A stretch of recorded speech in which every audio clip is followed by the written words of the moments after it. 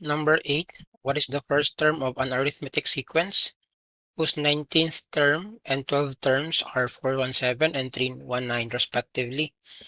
So alam natin ang ating arithmetic sequence. To find an, we use the formula a sub 1 plus n minus 1 times d.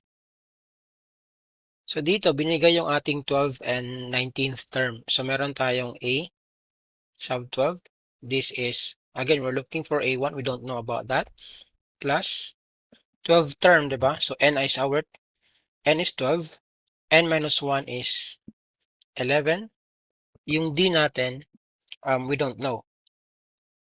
So meron tayong d. Let's do 11d. Is 11d. And by the way, yung ating a sub 12 is 319. So lagay ko lang dito, right? So 319 yan.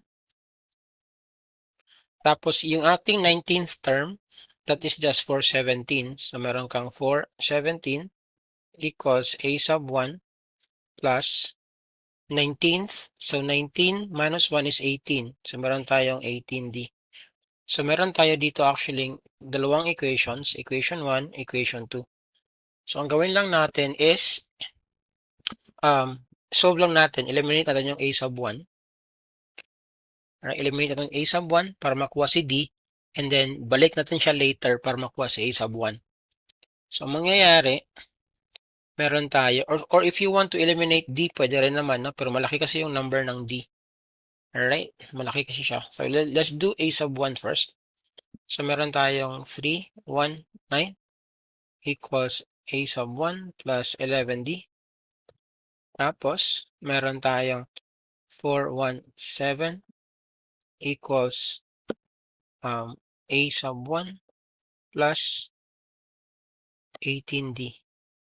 So, subtract lang natin sila, guys. Meron tayong 319 minus 417. That gives us 98, no? Negative 98 equals, this gives you 7d. That's negative. So, divide natin siya both sides by negative 7. Negative 7. Yung d natin will be d equals 14. Yan. So, meron na tayong d.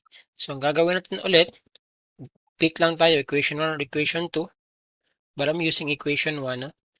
Equation 1. Meron akong 319 equals a sub 1 plus 11. Ano yung d ko? 14, di ba? So, 14. So, I have now 319 equals a sub 1 plus ano yung 14 times 11? Ang 14 times 11 is 154 lang, right? Tapos, to solve for a sub 1, we're just gonna subtract 154 equals a sub 1. This will give you 165 equals a sub 1, which is letter A sa choices natin. So, number 8 is letter A.